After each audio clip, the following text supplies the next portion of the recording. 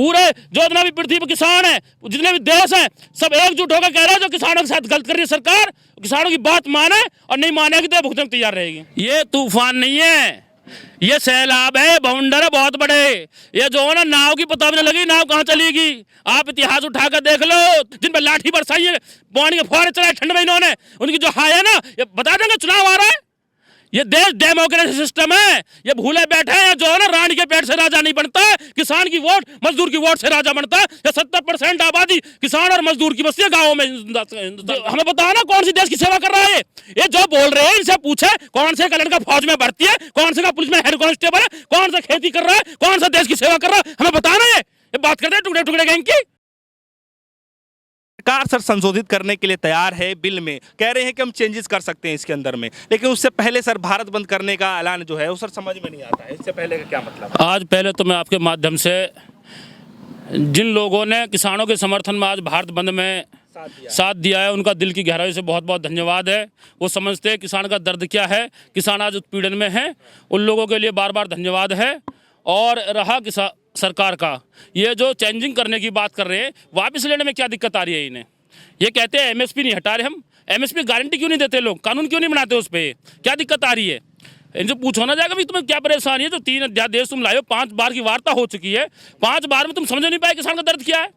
आज भारत बंद में 80% लोग भारत का किसान का समर्थन दिया है लोगों ने। बड़े बड़े हमारे यहाँ जिला न्यायालय के वकील हों या जो भी ट्रांसपोर्टर हों, जिन्होंने आज पूरे देश ने 80% समर्थन दिया है किसान को। आज ये लोग समझ में नहीं आ रही इनकी। मैं फिर भी ये जानना नहीं चाहते किसान का दुख दर्द क्या है, क्या संशोधन क्या करना चाहते हैं। सीधे सीधी बात है, 3 कानून वापस लो। नहीं, कृषि मंत्री जी कह रहे हैं कि एमएसपी जो है वो जारी थी है और आगे भी रहेगी, तो किसान आखिर समझ क्यों नहीं रहे? वह गारंटी क्यों नहीं करता उसे? तो जो हमारे कृषि मंत्री जी हैं, हम उनसे पूछना चाहते हैं, तुम कह रहे जारी है, हम भी कह रहे जारी है, तो वह कानून क्यों नहीं बनाते? उसे लिखित में क्यों नहीं देते? भाई एमएसपी को नीचे खरीदेगा, उसमें कानून बनेगा, उसमें मुकदमा दर्ज होगा, क्यों नहीं करते गारंटी उसे? एमएसपी आज से थोड़ी है, एमएसपी पीछे से चला रहा है। ये बात करते हैं, इनका नीयत साफ नहीं है, इनका मन साफ नहीं है अभी। और क्या लग रहा है आप लोग गुमराह किया जा रहा है? हम लोग गुमराह नहीं होंगे। ये जब तक 5 बार वार्ता हो चुकी है, 50 बेर कर ले हुए, जब तक ये तीनों काले कानून वापस नहीं होंगे, हम आंदोलन लगातार चलते रहेंगे। हम देखना चाहते हैं जोर कितना बाजू कातिल में है। ये किसान पे अत्याचार कर ले, लाठी बजवा ले, गोली चलवा ले। आज तो उत्तर प्रदेश, उत्तराखंड, पंजाब, हरियाणा के किसान बैठा है। अभी आप उठाकर देख लो, हरियाणा से आवाज उठ चुकी है, मध्य प्रदेश से आवाज उठ चुकी है। अभी मैं मीडिया पे देख रहा हूं, इंग्लैंड में भी कल प्रदर्शन था। अब ये पूरे वर्ल्ड में फैलने जा रहा है। ये सरकार याद रख ले, ये भारत का नहीं है, ये किसान पूरे वर्ल्ड का, पूरे जो इतना भी पृथ्वी पर किसान है, जितने भी देश हैं, सब एकजुट होकर कह रहे हैं जो किसानों के साथ गलत कर रही है सरकार, किसानों की बात माने और नहीं मानेगी तो भुगतने को तैयार रहेगी। लेकिन सर आप लोगों पे ये इल्ज़ाम लगाए जा रहे हैं कि आप लोगों को भ्रमित किया जा रहा है, या फिर जो लोग हैं आप लोगों को मतलब कंधे पे बंदूक रख के चलाना चाहते हैं। खुद योगी आदित्यनाथ जी कल के उसमें बयान में कह रहे थे, क्या वाकई में इस तरीके का हो रहा है? यार हमें तो ये समझ में नहीं आता, लाखों किसान, पंजाब, हरियाणा, इतना बड़ा समूह कोई भ्रमित कैसे कर देगा? कुछ चंद लोग थोड़ी हैं। हमें तो लग रहा है सरकार के लोगों को भ्रमित कर रखा है पूंजीपतियों ने। शायद उन्हें लग रहा है चंदा मिलना बंद हो जाएगा। जो बड़े बड़े अडानी अंबानी है ना, जिनकी दुकान से सरकार चलाने के हम बैठे हैं, अरे जनता ने तुम बनाए हो राजा, जनता को छोड़कर तुम पूंजीपतियों की बात करते हो। अरे जनता को पूछो ना जाके, भ्रमित कैसे कर दिया? भ्रमित, अरे भ्रमित तो तुम कर रहे हो यार। सीधी सीधी बात कर रहे हैं किसान, एमएसपी गारंटी कर दो। अब मैं पूछना चाहता हूँ आपके माध्यम से, इस देश में कोई सा ऐसा किसान बता दो हमें जो खेती करता हो और वो भंडारण सीमा चाहता हो। एक किसान बता दो हमें, कौन चाहता है? बात करते हैं। लेकिन सुमित तंवर जी, सवाल यहाँ पर ये है कि बताया जा रहा है कि किसानों की जो मांग थी वो पिछले 70 सालों से ये मांग थी, तो हमने किसानों को ये चीज़ दिया है, बता रहे खुद ही। अब मैं आपके माध्यम से पूछना चाहता हूँ, तो मांग थी, अगर ये मांग थी तो आज किसान प्रदर्शन में क्यों आए? ये सरकार बताए ना भाई, किसी की कोई मांग हो पूरी हो तो प्रदर्शन क्यों करेगा? ये किसानों की मांग नहीं थी, ये तो पूंजीपतियों की मांग थी। पिछली सरकार मैन्युफैक्चर में लेकर आई 2012 में कांग्रेस, वो नहीं मानी गई, बीजेपी वाला ने उनका विरोध करा, भैया किसानों के खिलाफ है। ये उठा के देखा ना अपने सुषमा स्वराज जी का सदन में जो क्या बोला उन्होंने।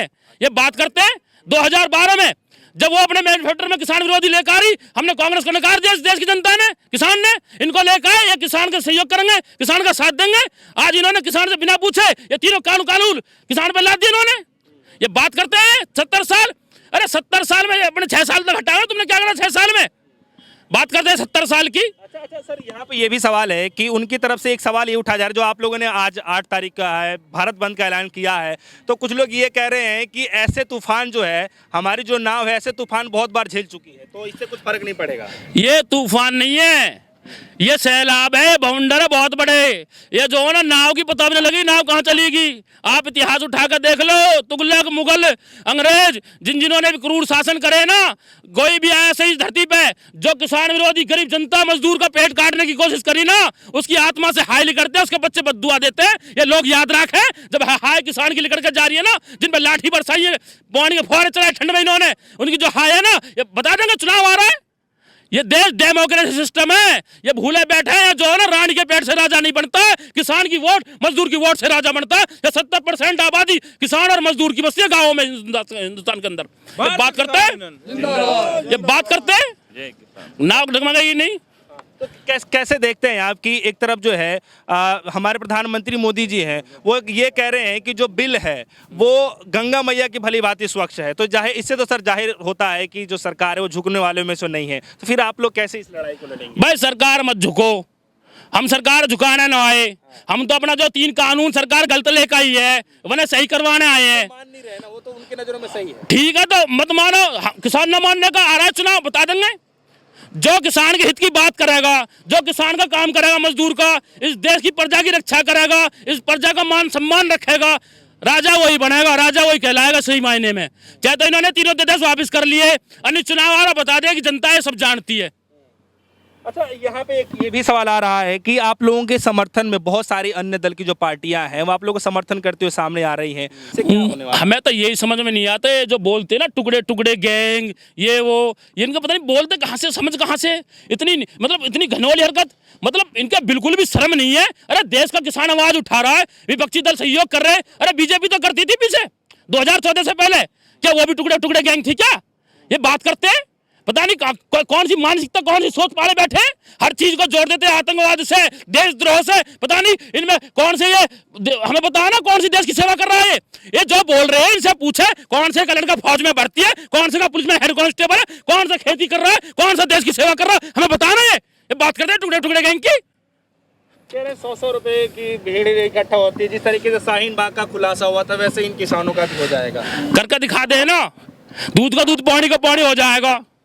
अरे घर का दिखाना, लाखों किसान बैठे हैं यहाँ। अरे सबकी आईडी चेक करवा।